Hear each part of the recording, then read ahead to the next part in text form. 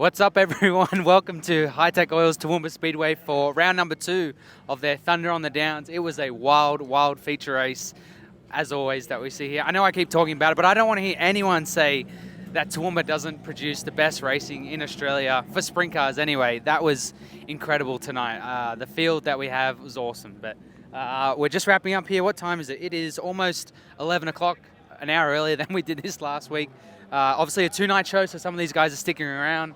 But I thought we'd go through a walk of the pits while we go over tonight. So check out some of the rigs while we walk around. There's a tow truck coming in now. We're just going past Jordan Charger's car on the left. Looks like Lockie McHugh's already loaded up. We started the night off with hot laps. Now, straight away, we already knew that this track was going to be completely different because hot laps was 3 seconds slower than last week. Now, if you work out that percentage-wise, that is, I don't know what it is, but it's major.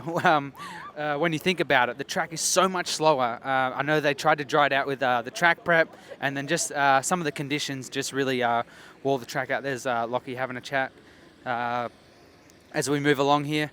But we got into qualifying, and again, the track much slower. We weren't sure exactly what we were going to see with qualifying. I even said in commentary on claberview.com that I was like, hey, we're not going to see any quicker times. The track's only going to wear out. But the track did get moved up a little bit, and that's what's weird about Toowoomba. The track opens up, and right up around the top there, it just gets so fast. So we saw with qualifying, we saw Veal 4/10 quicker than the rest of the field, which I did not see coming. He did an 11.5 later on.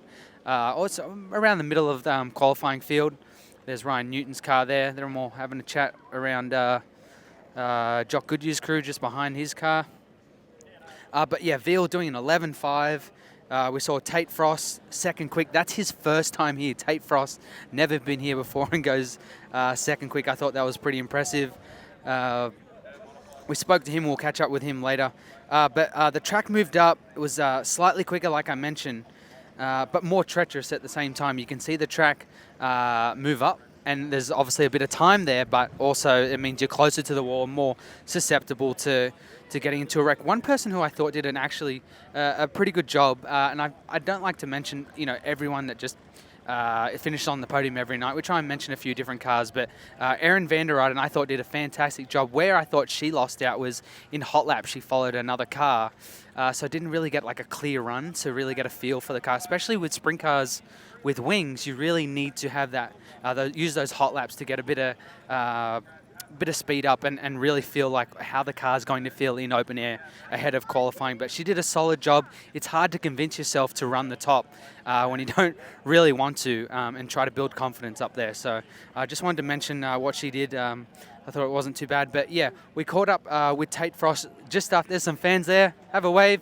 There you go. We caught up with Tate Frost just after qualifying to see what he thought of the racetrack. Tate, it's your first time here, man. What do you think? Yeah, it's actually a bit more technical track than you sort of think. When you watch it on TV, it's like, you just get after it and just pound it. But it sort of thinned out a bit more in turn 1 and 2, so you sort of had to finesse it a little bit more and not try to back it in like you could in 3 and 4. It was a little bit heavier. But on hot laps, it was a bit sceptical. Yeah, just that wall comes up on you pretty quick. You like being up on the wall, hey? Yeah, it's pretty comfy. I'm pretty sure if you ask any young kid, they just love getting after it. So. Yeah, Queensland has so much young talent right now, and this Thunder on the Downs event has drawn more young talent from around Australia, and Tate Frost being from Tasmania, way down south, to make the trip here has drawn guys like him. So cool to see him here, and like I said, second quick in qualifying, not a bad job.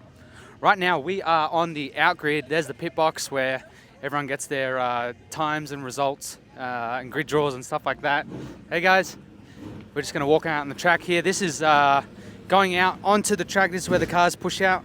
We'll start talking about the heat races. Heat 1, Goodyear and Oldfield got by Jamie Veal, who started from pole. He was quick time, so Veal missing the Stars Dash, not finishing in the top 2. Heat 2, Corbett and Tate Frost. Again, Tate Frost, Corbett's such a similar driver. They both just love this outside wall here. They love getting up here and having a battle, and the passing that they were doing throughout the heat race there was incredible. So really fun to watch what those guys were doing. Frost caught Jai Corbett, and Jai was not having it at all. Two kids absolutely love the wall. Corbett ended up winning that one from Frost. They transferred through to the Stars Dash. Heat 3, McHugh won that. Dumsney, he dropped back to third on the start. Just took a little bit of time getting to the top where he needed to be and getting that momentum. Dropped back to third, got back to second. But the one memorable incident from that was turn 3 and 4, where we saw Talia Apel get into, you can see some of the damage on the fence here, but she got into the wall and took a pretty violent wreck. So glad to see that she was okay, got out very gingerly. And heat number 4, Jordan Charge won that one. He's making the most of a great opportunity. I remember meeting him a couple of years ago and talking to him when we first started. I think it was at the Classic, the first year we followed him around for that. You can check out that video from the 22 Grand Annual Sprint Car Classic. And really, I'm just stoked to see him take advantage of what is an opportunity that I know at the time he wanted something like that. So good to see him doing that. Let's move on as we walk around the track here. We're going backwards here. We're in turns 4 and 3 right now, much tighter than turns 1 and 2. You might see when we walk over there later if we get to that point. The best part about the heat races was that there were no inverts. I know I was actually asked what I thought of the format during the off-season by the general manager here, Ryan Harris, and again, my opinion is we don't need inverts. The racing is, especially here, is so good, and there's you don't have to compromise the legitimacy of the event by adding gimmicks, and they haven't added inverts for the heats here, and the racing has been absolutely fantastic. So really proud to see what they're doing here. Already doing track prep. If you don't stick around at the end of the night, obviously there's not many fans out on the track right now, but you can see the grader doing track prep right now over in on the back straight, going past the Toowoomba Speedway sign, but they'll be out here for a few hours. But moving on to the mid-pack dash, Veal and Newton, they transferred. Ian Madsen, the only World of Outlaw race winner, multiple race winner with the Outlaws in the entire field, he finishes third. I think that just shows the caliber of drivers that we've got here at Hi-Tec Oils Toowoomba Speedway for this event. The Stars Dash, seriously, what a lineup. Nowhere in Australia has this lineup at this time of the year. So I think Toowoomba Speedway has really taken claim of the start of the season. Here in September, we know Darwin has it's really a different season, but they run in August during their hot season. And I really feel that, they own that. And now in September, this late September, the start of the any season, I guess, is really owned by Toowoomba Speedway. So cool to see some of this stuff. This is the racetrack being tilled. You need to rip it up and get some moisture in it. So really cool to see. Get some insights if you don't see some of that stuff. So, what a race that was, that Stars Dash, just to see the cars that were lining up for that. Veal, he started from the back row. Now, he ended up third. He used the bottom a little bit, so he was moving around. I said in commentary that after the mid-pack dash that he was going to be able to utilize what he learned in that race to improve for the Stars Dash.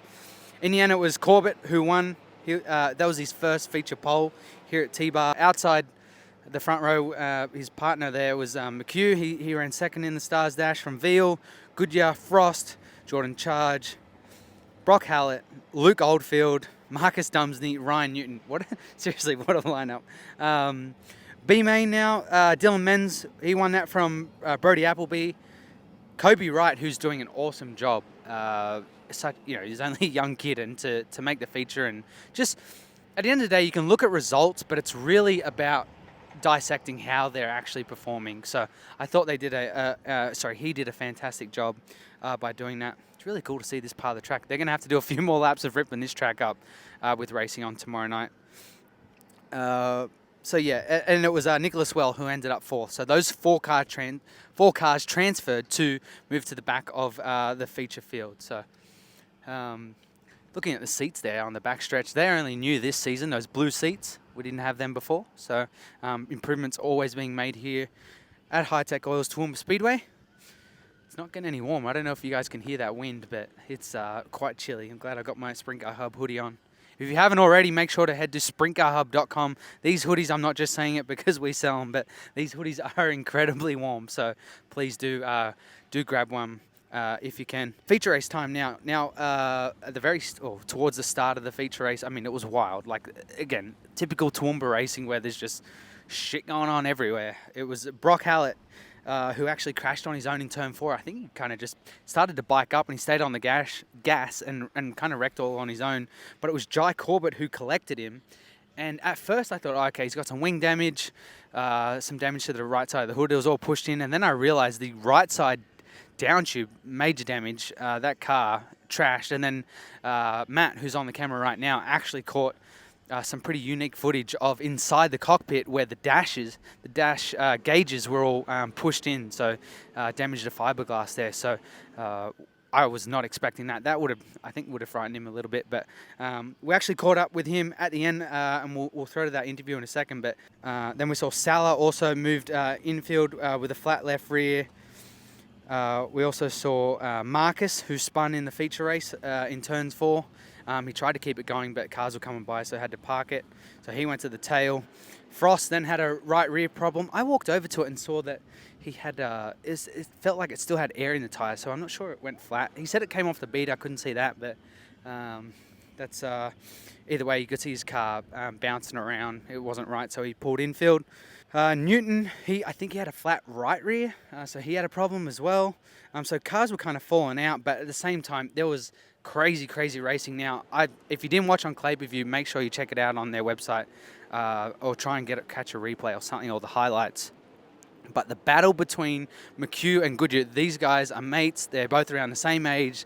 They get along, and on the racetrack, they were it looked like they were having fun, really. Like they are racing so hard, but the battling that they were doing was just so fun to watch.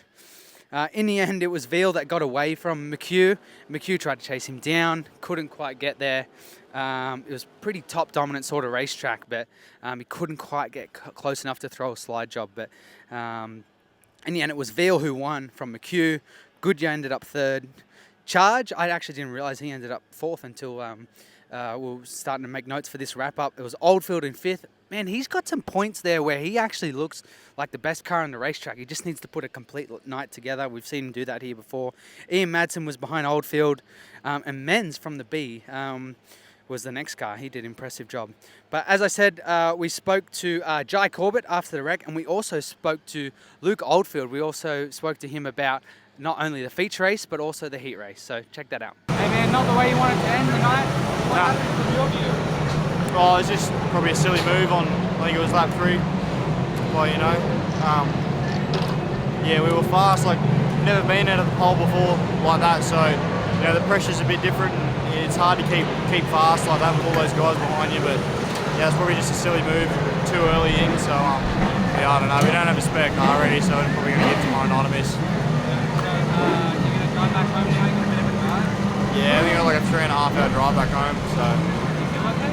Yeah, I'm right, just a bit of sore ribs and yeah, probably a bit down, but that's about it. What damage was there on the car? The gauge just to push through the dash, and I think the down rail was bent, so enough to just take us out of tomorrow night. No, not really, just annoyed me because we put so much hard work in, and to see it all go down the drain is just a real pain. Hey Luke, not a bad night. First of all, I want to talk about that heat race. You and Veal got into a real good battle. I know you did some damage to your left rear beadlock. I know he wasn't too happy with you at the end of it. Tell us what happened.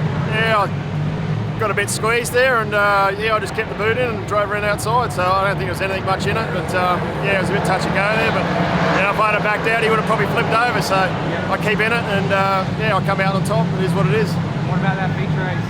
Yeah, that was crazy. Yeah. I did forward and backwards and up and down, and you know, I felt pretty good early. Just at the end, I think I might have been just getting a bit tight with the fuel load come off, so I couldn't run the top as nice as I'd liked, and yeah, I was sticking pretty good coming out from the bottom to the top, and just had enough to get a few guys, so yeah, just disappointed I couldn't finish it off, and yeah, running 3rd there at one stage, which is pretty cool. Queensland's got so much young talent right now. What's it like racing with those guys? Yeah, what are you trying to say? I'm one of the old fellas. Well, yeah. I am anyway.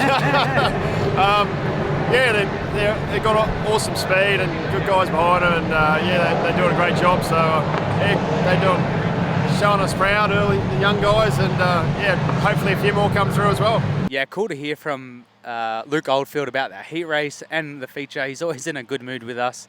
And Jai Corbett, I think he was a bit dejected, obviously, with the way that finished. Like he said, a lot of speed that car's got and he's got. And I said in commentary that I really feel like he is he's driving like he's got a point to prove, and I guess in a way he does. But I spoke to his dad, and he seemed to think that they were going to build a new car and come back here. They've got a smaller trailer. They sold their old Semi, and they're actually getting a new one fitted out right now. So they've got a smaller rig right now, and they're actually going to have to drive back to Gympie, which is about 4 hours away, they said.